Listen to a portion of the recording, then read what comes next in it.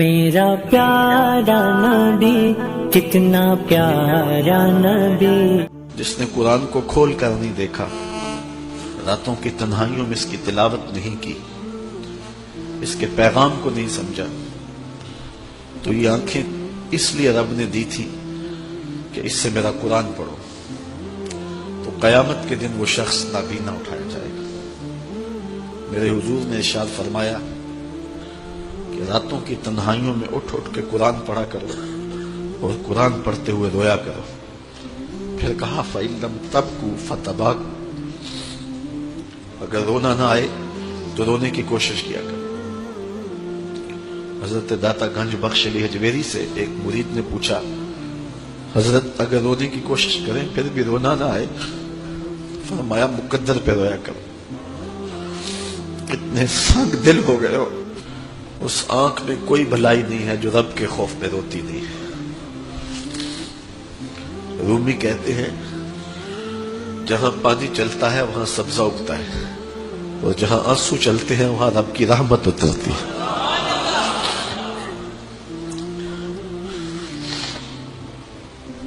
تو کہا راتوں کی تنہائیوں میں اٹھ اٹھ کے قرآن پڑھا کرو، قرآن خود نور دیتا ہے، اس کی تلاوت کیا کرو۔ ایک حدیث ہے، جب میں نے پہلی بار پڑھی تھی تو میرے اوپر ایک کپ کپی طاری ہو گئی،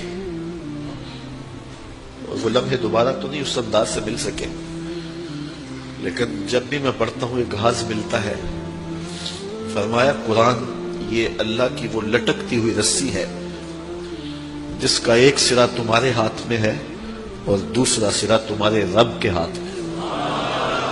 کرنٹ لگتا ہے کہ یہ وہ قرآن ہے جس کا ایک سرا رب کے ہاتھ میں ہے تو دوسرا سرا تمہارے ہاتھ میں ہے۔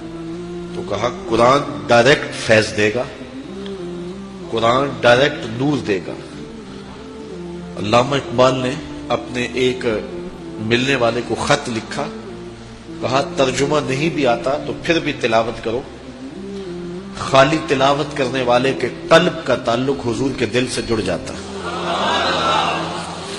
سیارہ ڈائجسٹ کا ایک قرآن نمبر چھپا تھا، اس میں ایک شخص کی کہانی لکھی تھی کہ قبر کھودتے اس کی قبر کھل گئی، لوگوں نے دیکھا کہ قبر میں روشنی ہے اور کفن بھی میلا نہیں ہوا، اور وہاں گلاب اگے ہوئے ہیں جس کی خوشبو سے ماحول میں عطر پھیلا ہے۔ تو لوگ اس نشان پہ صاحب قبر کا گھر تلاش کرتے رہے، اس کی بیوہ سے ملاقات ہو گئی، اگرچہ وہ بہت زیادہ بوڑھی ہو چکی تھی۔ پوچھا تیرے شوہر کا کیا عمل ہے کہ ہم نے اس کی قبر میں روشنی بھی دیکھی ہے اور خوشبوئیں بھی دیکھی؟ اس نے کہا میرا شوہر ایک دیہاتی شخص تھا، مجھے کوئی اس کا ایسا عمل نظر نہیں آتا، ہاں یہ مجھے یاد ہے کہ وہ قرآن مجید تو نہیں پڑھا تھا لیکن اس کتاب سے محبت اسے بڑی تھی، اور صبح جب نماز پڑھنے جاتا تو لوگ قرآن مجید کھول کے بیٹھتے تو اسے بڑا دکھ ہوتا کہ میں بھی قرآن پڑھا ہوتا تو مجھے بھی یہ برکت نصیب ہوتی۔ اب گھر آتا تو اس کے قدم بوجھل ہوتے، گھر آ کے طاق پہ پڑے ہوئے قرآن مجید کے نسخے کو اٹھاتا اور کھولتا اور ایک ایک سطر پہ انگلی رکھتا اور کہتا مالک مجھے نہیں پتا یہ کیا لکھا ہے، لیکن جو لکھا ہے سچ لکھا ہے۔ پھر نیچے آ جاتا، کہتا مالک مجھے نہیں پتا یہ کیا لکھا ہے، میری بدقسمتی کہ مجھے نہیں پتا، لیکن جو لکھا ہے سچ لکھا ہے، تیرا کلام ہے۔ انگلیاں پھیرتا جاتا اور یہ کہتا چلا جاتا یہ بھی حق ہے، یہ بھی حق ہے، یہ بھی حق ہے اور یہ بھی حق ہے۔ تو آج اس کی قبر میں جو اجالے پھیلے ہوئے ہیں تو اس قرآن کی محبت کی وجہ سے ہے۔ اللہ ہم سب کی قبروں میں روشنیاں کر۔ چونکہ ہماری تحریک قرآن مجید کی تحریک ہے تو اللہ کی کرم نوازیاں ہو جائیں۔ ہم اس کتاب کا حق تو ادا نہیں کر سکتے، لیکن نوکری تو اللہ نے ہمیں نصیب کر دی ہے۔ اللہ اس کتاب کی برکتیں ہمیں نصیب کرے۔ تربیت کا اصول اہل علم نے بتایا ہے کہ 7 سال تک بچے کو سینے سے چمٹا کے رکھو، 7 سال سے لے کر 14 سال تک بچے کو غلام بنا کے رکھو، 14 سال سے لے کر 21 سال تک بچے کو دوست بنا کے رکھو، اس کے بعد 21 سال کے بعد ان کی تربیت مکمل ہو جائے گی۔ یہ 3 مراحل ہیں۔ پہلے 7 سال گود میں اٹھا کے رکھو، اور آج بھی بعض جگہ پہ، یہاں جاپان کے اندر اب انہوں نے اجازت دیا کہ 7 کے 8 سال کے بعد بچہ اسکول جائے گا۔ پہلے 10 سال تک غالباً ان کا تھا، 10 سال تک وہ اسکول نہیں جانے دیتے تھے بچے کو، کہ ماں ہی تربیت کرے۔ سب سے بہتر تربیت کی درس گاہ، آماج گاہ یہی ہے ماں کی آغوش۔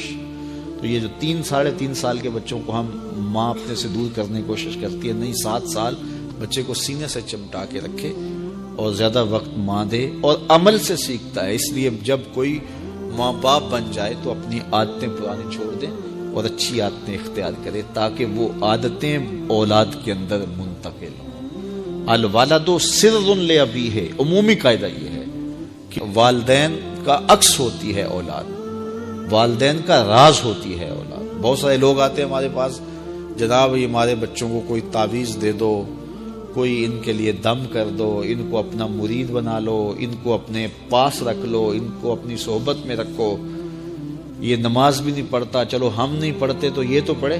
تو میں کہتا ہوں جب آپ نہیں پڑھتے تو یہ کیوں پڑھے؟ یہ کیسے؟ یہ اصول یہ ہے کہ آپ کریں گے تو یہ کرے گا، لیکن آپ کہتے ہیں کہ ہم نہیں کرتے یہ تو کرے۔ ایک چور بھی چاہتا ہے کہ میرا بیٹا ولی ہو، جس طرح آپ ماحول فراہم کریں گے اس طرح کا جو ہے وہ عکس آپ کا اولاد ہوگی۔ حضور نے فرمایا ہر پیدا ہونے والا بچہ فطرت اسلام پہ پیدا ہوتا ہے، فطرت سلیمہ پہ پیدا ہوتا ہے۔ اب اس کے ماں باپ اس کو عیسائی بناتے ہیں، اس کے ماں باپ اس کو یہودی بناتے ہیں، اس کے ماں باپ اس کو مجوسی بناتے ہیں۔ تو یہ عمومی طور پہ ماحول اس کو فراہم کرتا ہے، لیکن فطرتاً اگر اس کو کوئی سبق ماں باپ کی طرف سے نہ ہو تو وہ فطرتاً اسلام پہ ہو، کیونکہ فطرت سلیمہ یہ ہر شے کی اصل ہے۔ ہر انسان پیدا ہوتا ہے تو فطرت سلیمہ میں پیدا ہوتا ہے۔ تو اچھے والدین اچھی تربیت کی ضمانت ہے۔ تو جب کوئی کسی شخص کی شادی ہو جائے تو شادی سے ویسے بھی دین کی تکمیل ہو جاتی ہے، تو پھر اپنی عادات کو بھی بہتر کرے، اور تاکہ آنے والی اولاد نے اس کے عمل سے سیکھنا ہے، اس کے رویے سے سیکھنا ہے، اس کے طرز زندگی سے۔ عیش کی زندگی ہو یا تیش کی زندگی، خوشی کا مرحلہ ہو یا مرحلہ غم ہو، آپ دیکھو نارمل زندگی کے اندر تو آپ معتدل ہوں گے ہی ہوں گے، لیکن جب آپ کا بیلنس خراب ہوتا ہے خوشیوں کے وفور کی وجہ سے، اس وقت پتہ چلے گا۔ یہ ہے انسان کا امتحان، یہ ہے انسان کی آزمائش۔